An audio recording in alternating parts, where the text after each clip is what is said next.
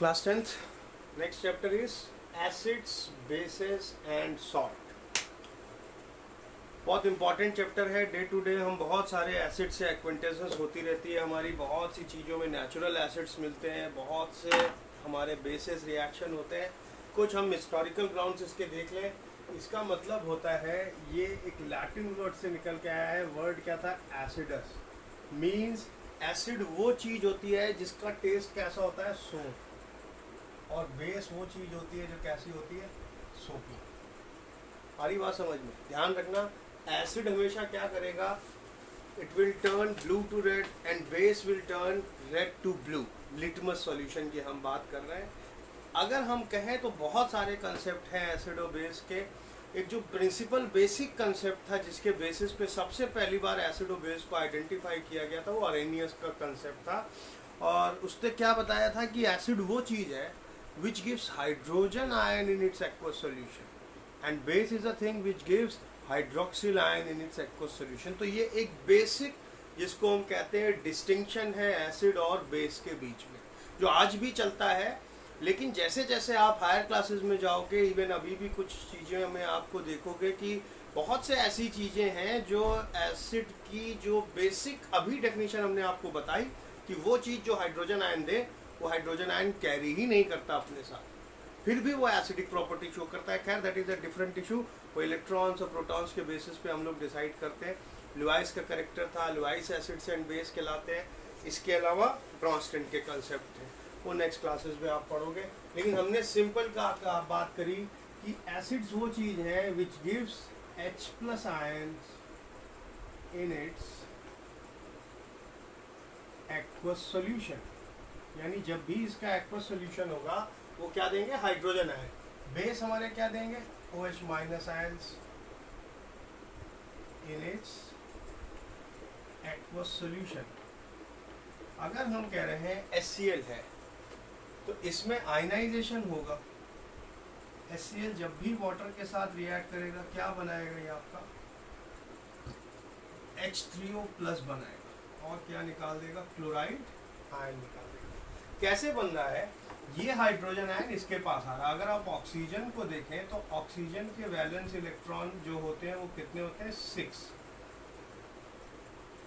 हमने ये 6 dots represent की ऑक्सीजन की.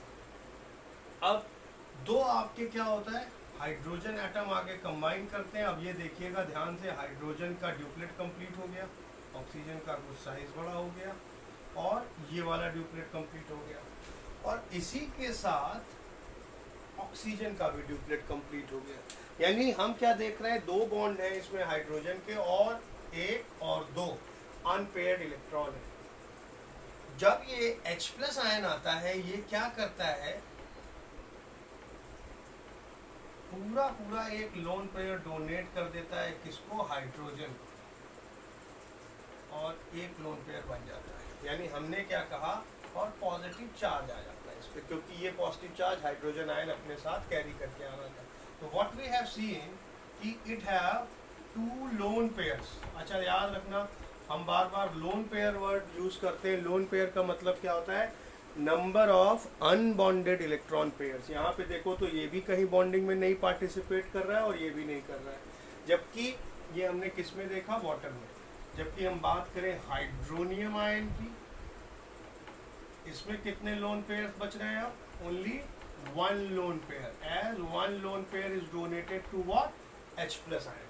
तो हमेशा ध्यान रखना, स्टेप वाइज ही आयनाइजेशन होगा, एक एक करके आयनाइज होंगे. अगर हम बात करते हैं सल्फ्यूरिक एसिड की, तो ये क्या करेगा वाटर के साथ? पहली स्टेप में क्या बना के देगा तुमको? एक आपका बाइसल्फेट आयन बन के आएगा और क्या बनेगा? एक hydronium ion plus HSO4 minus. फिर क्या होगा? ये जो बाइसल्फेट आयन है ये रिएक्ट करेगा वाटर के साथ और ये क्या बना के देगा? H3O प्लस और सल्फेट आयन. यानी 2 स्टेप्स में हुआ. जितने हाइड्रोजन होंगे जो डिसोसिएट होंगे वो एसिड के केस में क्या कहलाएंगे? उसकी basicity. This is bi sulphate ion और you can say hydrogen sulphate ion. Acids बहुत से तरीके के फॉर्म्स में मिलते हैं, नेचुरली भी अकर होते हैं। तुमको पता है जब भी एसिड बेस के साथ रिएक्ट करेंगे वो क्या करते हैं, उसको न्यूट्रलाइज कर देते हैं। तो वो रिएक्शन क्या कहलाता है, न्यूट्रलाइजेशन रिएक्शन। सपोज इसी का हम रिएक्शन करा दें NaOH के साथ, तो अब ये क्या कराएगा, एक सॉल्ट बना देगा और वाटर बना देगा। तो जो उसकी प्रॉपर्टी थी वो सारी बंद हो गई, खत्म हो गई, जिसको हमने क्या कहा, न्यूट्रलाइज हो गई। एक और वर्ड आता है, कॉमन वर्ड है, कई बार हमें यूज करना पड़ता है, दिखाई भी दे जाता है, एल्कली। इसका क्या मतलब होता है, how we can define this? Alkali are those bases which are soluble in water, यानी वो बेस जो पानी में सॉल्युबल हो जाए वो क्या कहलाते हैं, एल्कली। तो हम क्या कह सकते हैं कि कुछ बेसेस ऐसे होते हैं हमारे जो वाटर सॉल्युबल होते हैं, and that will be termed as alkali. Means all alkalis are bases but all bases are not alkalis। हमेशा सारे बेस वाटर सॉल्युबल नहीं होते। तो इस सेंटेंस को जरा ध्यान से नोट करना और इसको एनालाइज करना। हमने क्या कहा, all alkalis are bases but all bases are not alkalis। ऐसा हम क्यों कह रहे हैं, क्योंकि हमें पता है एल्कली का मतलब क्या होता है, केवल वो बेसेस हमें इंक्लूड करने होते हैं जो कैसे होते हैं, वाटर सॉल्युबल होते हैं।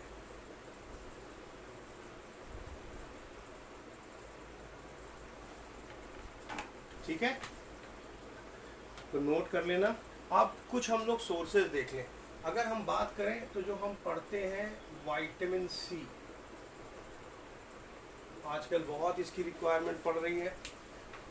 ये किसका सोर्स है, एस्कॉर्बिक एसिड का, यानी ये इसका फॉर्म हमारा क्या हो जाता है, the form of ascorbic acid. Clear. हम बात करें एप्पल में, तो एप्पल में हमारा जनरल एसिड कौन सा होता है, मैलिक।